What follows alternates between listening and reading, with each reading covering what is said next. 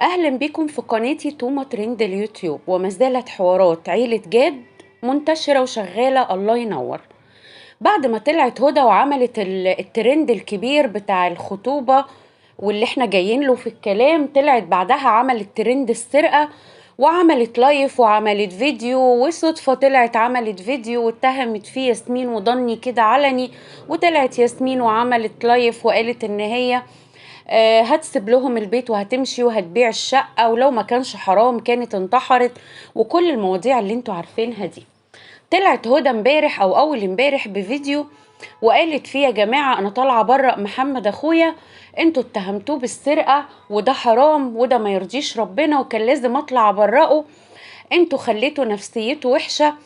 محمد اخويا ممكن ما يبقاش معاه فلوس، بس عمره ما يمد ايده على حاجة، وممكن تبقى ملايين الدنيا قدامه وما يمدش ايده على حاجة، وممكن يستلف مني وبيرجع يردها تاني الفلوس اللي بيستلفها مني. طب حضرتك ليه انتي ومامتك ما برأتوهوش في اللايف لما الناس قعدت تقولك محمد اللي سرق محمد اللي سرق؟ ليه كنتوا بتشوفوا التعليقات والكومنتات وكنتوا بتسكتوا؟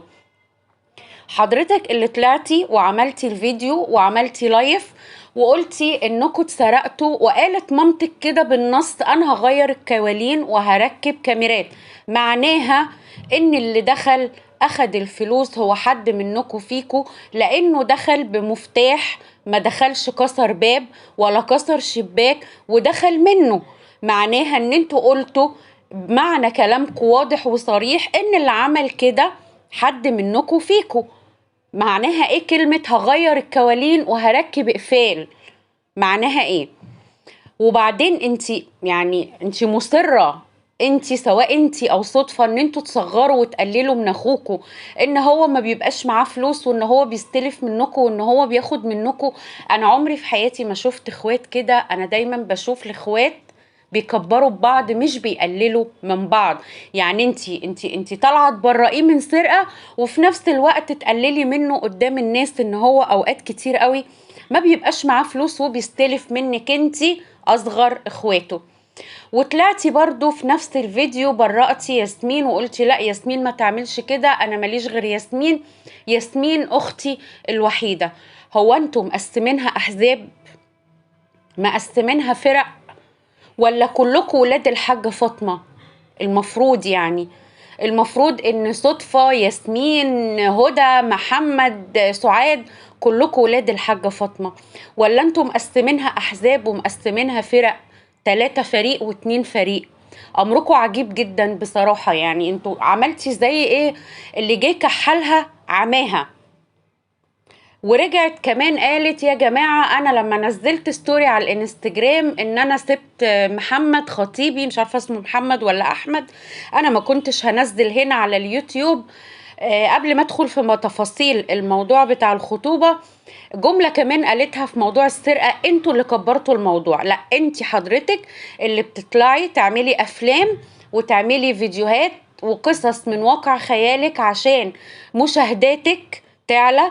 مش احنا اللي كبرنا الموضوع، وانتي اللي طلعتي عملتي فيديو وعملتي لايف واتكلمتي في نفس الموضوع. مش الناس المتابعين ولا قنوات النقد هي اللي بتكبر الموضوع. ثانيا مامتك وانتي بتعملي الفيديو الاخير قالت: انا خدت عهد على نفسي مش هرد على اي كلام وعلى اي مشاكل تخص ولادي. لا يا حاجة معلش، كان المفروض حضرتك لما شايفة الناس عمالة تتهم ابنك كنت تردي وتقولي: ابني ما يعملش كده، محدش يقول على ابني الكلام ده. مش تسيبي الدنيا تضرب تقلب، ترموا الفتيل وتسيبوا الدنيا تولع وبعدين تقولوا ان المتابعين والقنوات هم اللي بيكبروا الموضوع. نرجع لموضوع الخطوبة عشان تعرفوا ان هو كان ترند، وان فعلا مفيش مصداقية مع المتابع، وان منشئ المحتوى بيلعب بدماغ المتابع. طلعت قالت: انا عملت ستوري على الانستجرام وما كنتش ناوية انزل حاجة على اليوتيوب، والناس خدت الستوري ده ونزلته، وقالت: انا كنت قاعدة متضايقة ومخنوقة وكنت لوحدي في البيت ونزلت الستوري ده لاني انا كنت حاسة كده او انا كنت فاهمة كده. يا حلاوة، يا حلاوة. يعني ما طلعتيش قلتي ان احنا سايبين بعض مش النهاردة ولا امبارح، ده احنا بقالنا اكتر من 10 او 11 12 يوم. مش انتي اللي قلتي كده؟ وبعدين الناس بتطلع تتكلم بناء عن الإحساس، مش بناء عن مواقف اوريدي حاصلة على أرض الواقع. سبحان الله ولا إله إلا الله. ونرجع برضو لنفس النقطة، ان المتابعين والقنوات هي اللي كبرت الموضوع.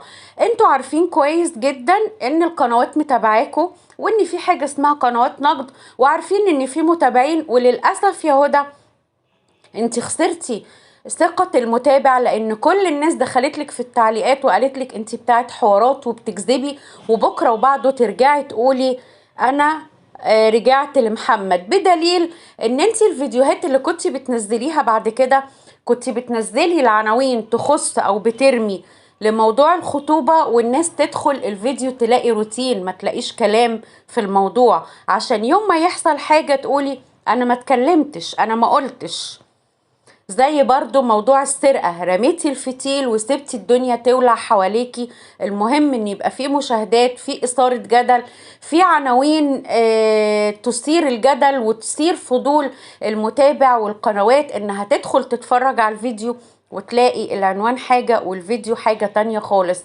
وللأسف هو ده النهج اللي ماشي عليه معظم القنوات بتاعت اليوتيوبر الكبار، اللي العنوان حاجة والفيديو من جوه حاجة تانية، او نخترع كدبة نعمل بيها ترند ونرجع نقول حسبي الله ونعم الوكيل في قنوات النقد، حسبي الله ونعم الوكيل في المتابعين اللي بيكبروا الدنيا ويشعللوا الدنيا.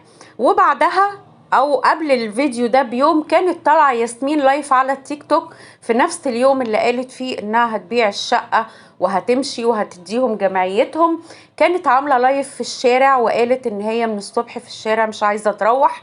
وكانت المتابعين كانت عماله تعيط، والمتابعين داخلين لها يقولوا لها دفعتي الجمعيه؟ انتوا امركم غريب جدا، هو انتوا داخلين معاها الجمعيه وخايفين ما تقبضوش؟ يعني اسئله غريبه جدا بتتسال. انتوا مالكم ومال الجمعيه يا جماعه؟ هي دفعت ما دفعتش؟ يعني انتوا محسسين الواحد ان انتوا داخلين وهتقبضوا وخايفين ان هي ما تدفعش لا تاخدوا قبضكم ناقص. وكان فيه هجوم كبير جدا في التعليقات على ياسمين، انت بتمثلي، انت بتطلعي تستعطفي الناس، انت بتطلعي تنزلي دمعتين عشان تاخدي دعم والكلام ده كله. ازاي لما المشكله كلها حاصله ودايره قدامكم، وطلعت صدفه بنفسها اتهمت ياسمين وضني يعتبر اتهام مباشر، واتكلمت في موضوع الجمعيه وقالت لو ما دفعتيش الجمعيه هكسر الشقه وهدخلها. وقالت ياسمين انا بعد كده ماليش غير بيتي وجوزي، لان بصراحة الوضع بقى صعب جدا جدا جدا.